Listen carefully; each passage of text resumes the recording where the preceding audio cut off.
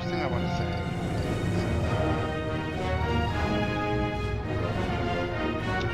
there are some areas that do not follow the. Now, that's not a bad thing. However, there are areas that could be.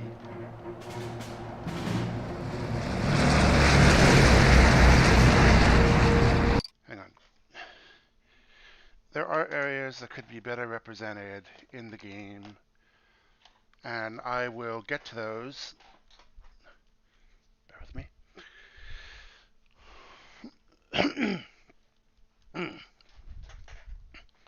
And I will get to those as required. Now I'm just going to... Jumping out of an airplane is one of the safest things a man can do, provided he follows proper procedure. When the red light goes green... Let me turn subtitles on.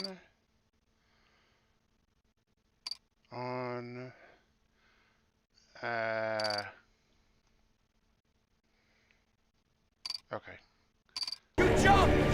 Follow the man in front of you! Don't stop! Don't think! Go, go, go, go, go!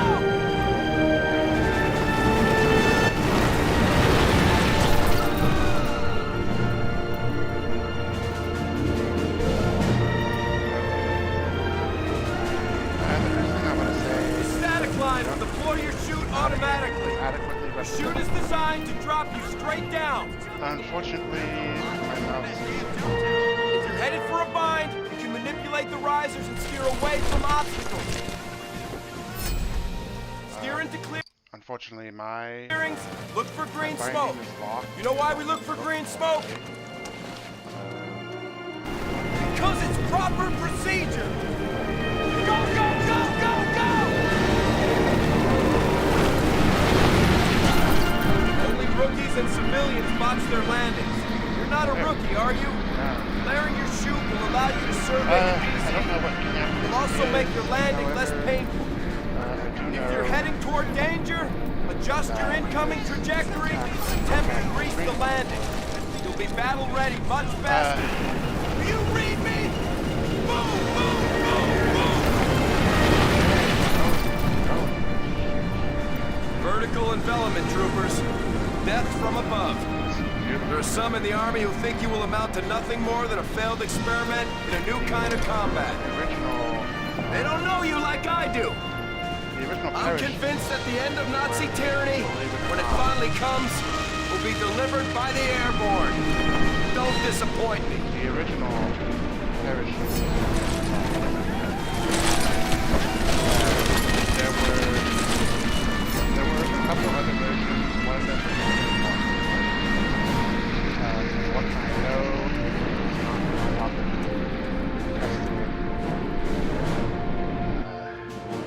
I've heard a lot of people that tried to use it. The mission we are going to be doing now is Operation Husky. Ears, Airborne. Quiet. Our mission is here, Sicily, the village of Adante. S2 is reporting 4 enemy AA emplacements positioned throughout the village. The first is located to the west, in a sector hereafter referred to as Hill Houses. The second is located just beyond the northeast gate leading out of the village. The final 2 are heavily defended, located on the roof of the mayor's residence, recently converted to an enemy command post. This is our most current recon on the drop zone. Red markers indicate the areas of highest enemy concentration. Unless you plan to win this war on your own, I suggest you avoid them at all costs and steer instead for the green smoke flares. We move out in 2 hours. Dismiss. Okay. So, a little background. Operation Husky was commissioned in 1940. Okay, let's see. We had the attack on Pearl Harbor, which was 1941. 1942 was Operation Barbarossa. So around 1943, I'm assuming, the Allies commenced Operation Husky to attack Italy, and from there, moved north to Rome. This was a way to, in Churchill's words, shorten the war. Now, I'm not that big of a history buff, to be honest. I mean, there are other people out there that can do a lot better. I'm just doing what I know.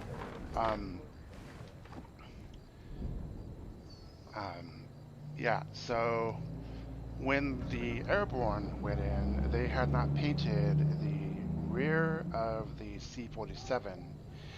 So as you'll realize, or see after this, after I select my weapons and everything, they were shot by overeager naval crew who thought they were enemy planes. This led to a lot of deaths. Some of the other areas of Husky that are lesser known. Some of the other areas of Husky.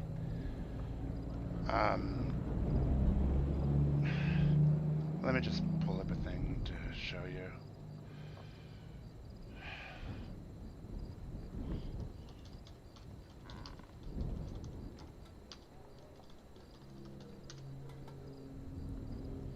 Okay. The Allied invasion of Sicily was a major World War II campaign in which the Allies took Sicily from the Axis powers. It was a large amphibious and airborne operation followed by 6 weeks of land combat. It launched the Italian campaign. Okay. Here we go. Deception. To distract the Axis and, if possible, divert some of their forces to other areas, Allies engaged in several deception operations. The most famous and successful of these is Operation Mincemeat. The British allowed a corpse disguised as a British officer to drift to shore in Spain, carrying a briefcase containing fake secret documents, which supposedly revealed the Allies were planning to invade Greece and Sardinia, and had no plans to invade Sicily. German intelligence accepted the authenticity of the documents, idiots. With the result, the Germans diverted much of their defensive effort from Sicily to Greece. Field Marshal Erwin Rommel was sent to Greece to assume overall command. A group of R boats, German minesweepers and mine layers,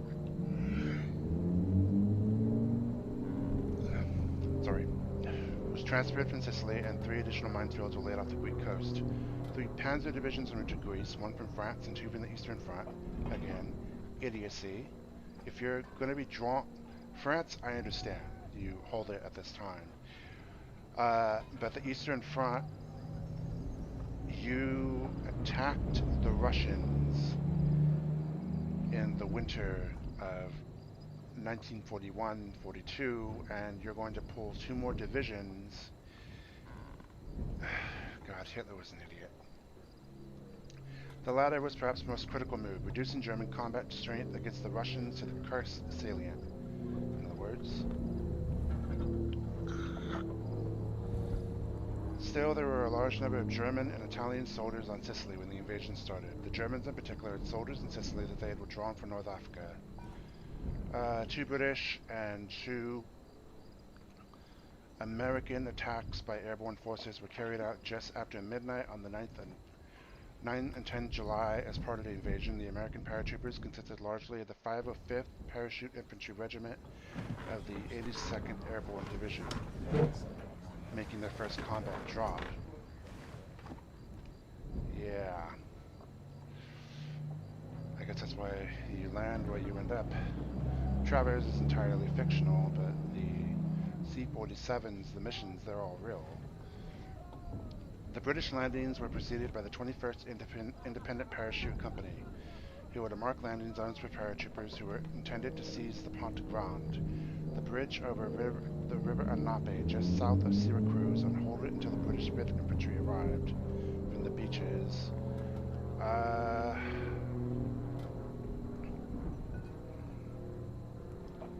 Seaboard landings, exploration,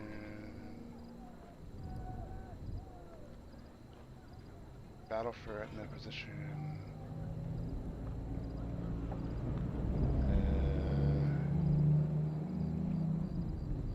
Okay. Strong winds up to 45 miles per hour blew the troops carrying aircraft off course, and the U.S. forces were scattered widely over southeast Sicily between Gela and Syracuse. By 14th of July, about two-thirds of the 505th Regiment had managed to concentrate. Half the U.S. troops failed to reach their rally points.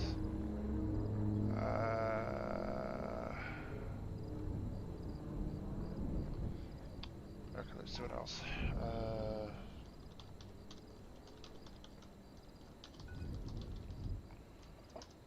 Friendly fire. Okay, here we go. On the night of July 1943, U.S. guns at Gela and Sicily hurled fire at unseen planes overhead. The result was the war's worst friendly fire incident. Troop transport planes carrying American paratroopers careened all over the sky, bursting into flames, disintegrating, spraying men in all directions. It was horrible. A day earlier, the Allies had landed 170,000 troops at Sicily in the largest amphibious operation to that point in history. Now 2,000 paratroopers.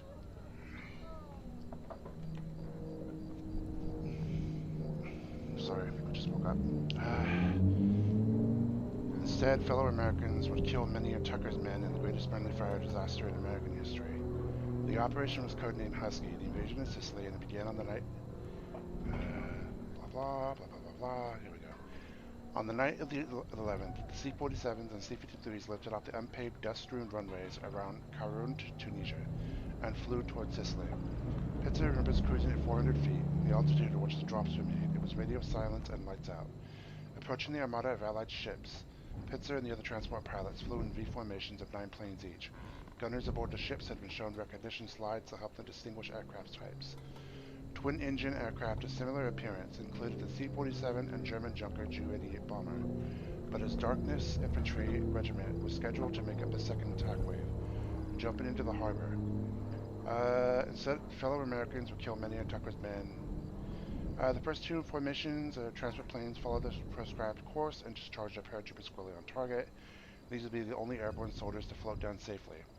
When the next formation appeared over the shoreline, a never-identified nervous gunner on the beach began shooting. Other scared gunners on shore and aboard ships sent volleys of fire lofted into the night sky. Accusations would later descend on the gunners like artillery fire. Maurice Paulin, Coast Guard seaman first class who manned a 200mm gun, calls the blame a bum rap. We'd been under attack by German dive bombers. We did not know parachute planes were coming. Pauling went on to say the ships had orders to elevate guns to 75 degrees and fire when attacked. Crews in the gun tubs aboard the Leonard Wood sent their volleys of fire soaring skyward without seeing their targets. We shot down many planes but had no knowledge of whose they were. Reuben Tucker was aboard a C-53 that began to disintegrate before reaching the shoreline. After a confused conversation between him and the pilot, the plane made a U-turn to fly back towards Jailer. Under intense fire from friendly guns, Tucker and his paratroopers jumped. On the ground, he removed his helmet and banged it against the tank hull to alert the crew to stop firing on the planes. It seemed as though every Allied gun battery and offshore was blowing C-47s and C-53s out of the sky. The U.S. Army's own official history reads, the slow-firing, majestic column of aircraft were like sitting ducks. Dozens of transport planes were hit. One exploded in midair. Others on fire tried to ditch to save the paratroopers. Squadrons broke apart, tried to reform, and scattered again. 8 pilots turned back for Tunisia, still carrying their paratroopers. Those over Sicily dropped paratroopers wherever they could. Some of the jumpers descended into the sea and drowned. Some were killed by friendly fire while dangling from their chutes. One transport plane caught fire and headed down, veering sharply to avoid hitting an Allied ship. Careening across the water, the plane trailed a long orange plume of flame. Oh, Jesus. Oh, my God. As men, some of them on fire, rained from the fuselage. Okay, so that jump sequence in Medal of Honor Vanguard is extremely accurate. I'm sorry, but you have to imagine the hell that these people were going through. Ugh. Jesus Christ. At the time, the shoot-down over Jailer was the worst friendly fire incident in U.S. history. 318 American soldiers were killed or wounded. 23 transport planes failed to return. Others limped back to Tunisia badly damaged, one riddled with 1,000 holes. Many landed with blood all over their floorboards. Brigadier General Charles L. Kearns, was aboard the plane that was lost at sea. Why did the Americans kill so many of their own that night? Gunnery fire control systems were inadequate and training was poor. Gunners needed better preparation in aircraft identification, and pilots needed more practice in night formation flying. Improvements would come, and a year later they would bear fruit in the invasion of Normandy. I'll be right back.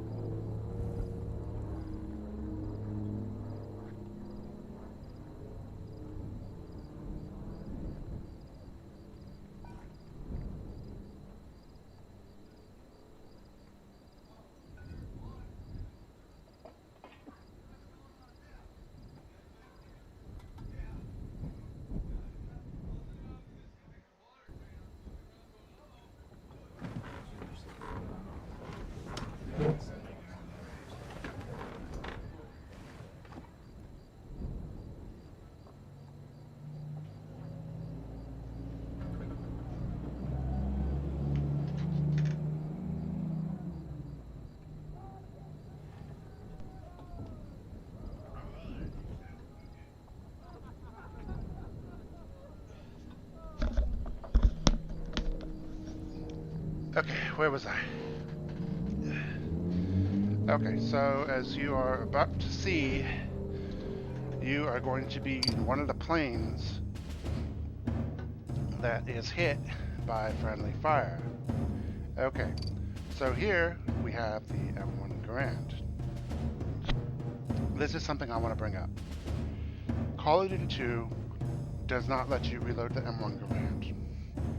Medal of Honor Airborne does not let you reload the M1 Garand. For reasons unknown only to the developers,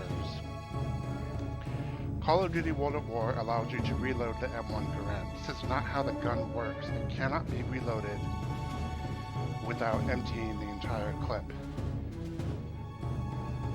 Literally, you're in front.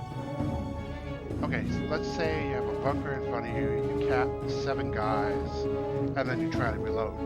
Well, the thing is that the clip is not going to go in because there is a mechanism in the gun that causes the other clip to spring out.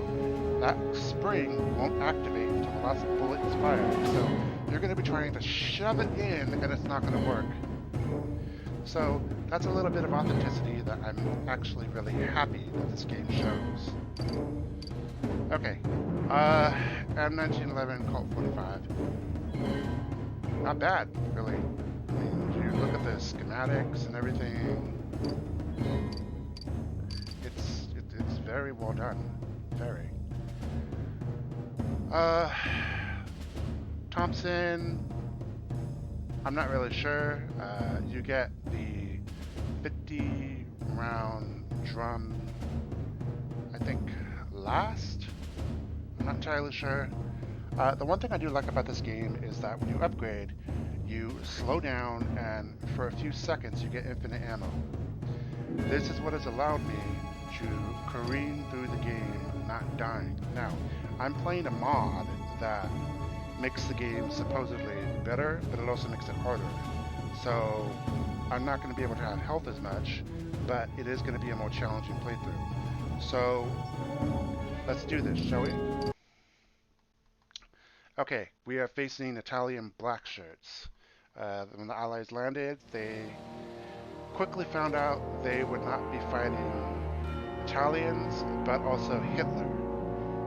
The Italians do not, the Nazis do not come through until, well, I'm not going to spoil anything.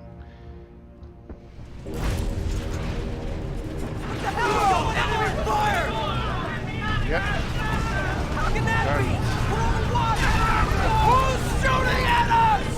That's not the enemy! It's goddamn Navy! Yep. Navy. Red light! Stand up! Oh dear.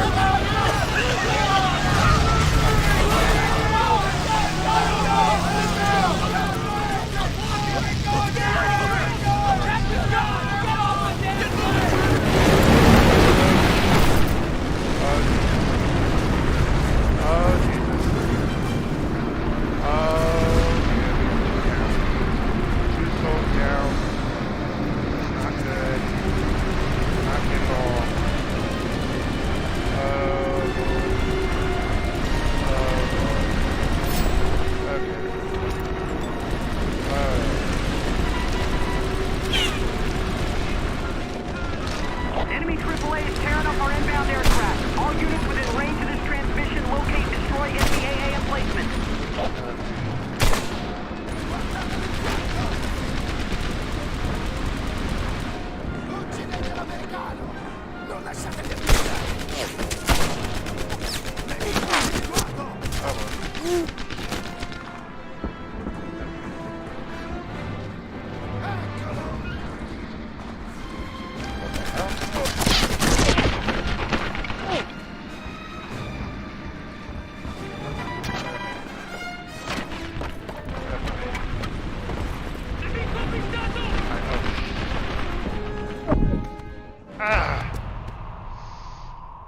Yep. Welcome to Airborne. Now the big game about the mod. I might install it because come on. I don't want to see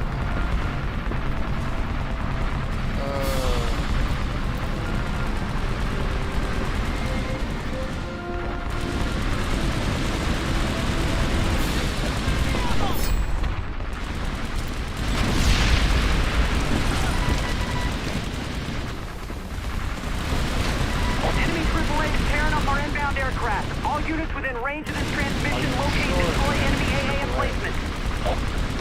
Are you sure? Because if it isn't,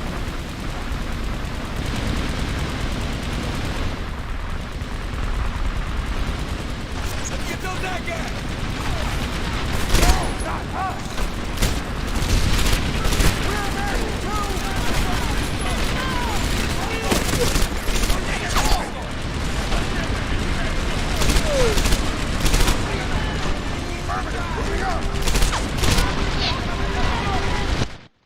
I'm going to uninstall the mod. I'll be right back. It just ruins the game. I know it's supposed to make it more fun, but I want to play the game as it was originally designed. I don't want to use a mod. So I'm going to get rid of it, but I'm going to come right back, okay? Okay. Alright, let's find the mod.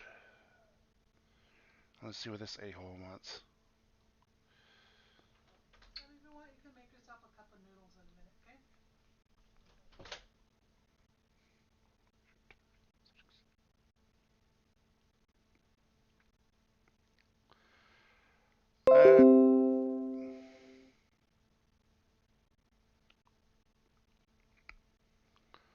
Okay, go to local files. Install. Engine 3, engine. No, that's not it. Go to binaries.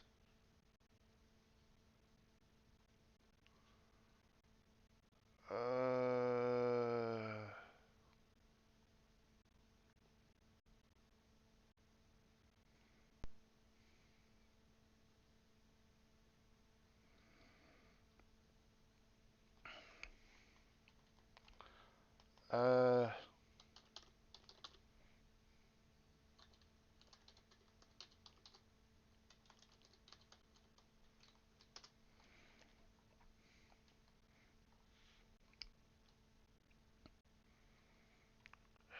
where are you?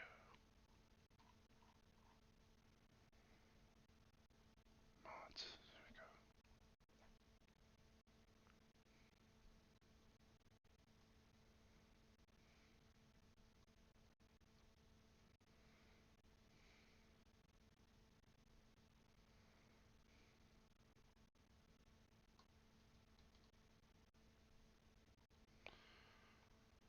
Okay.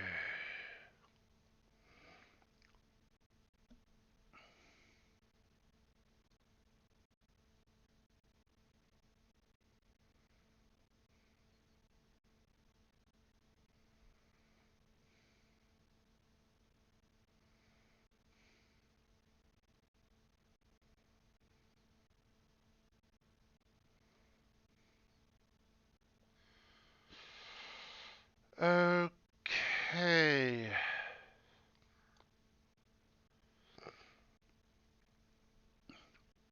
Okay, I'm looking for Redux. Redux.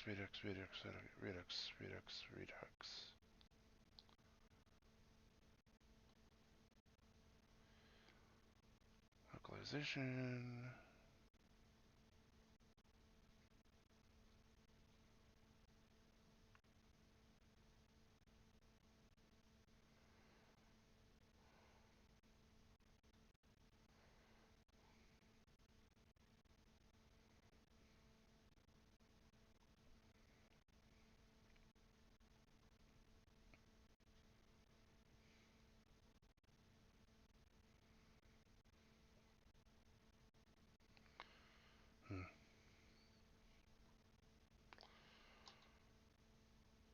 Can't really hope to fix it. I mean, it's just there, so...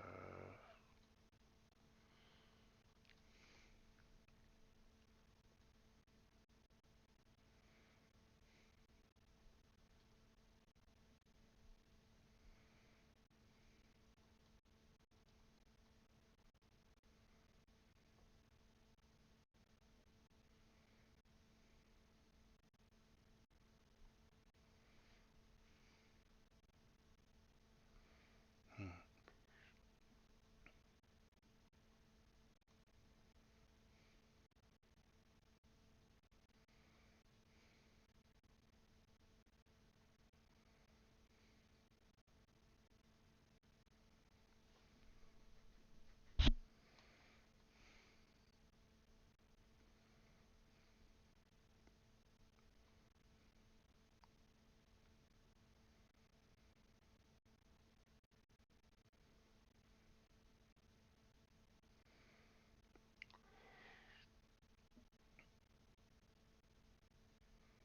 Hmm.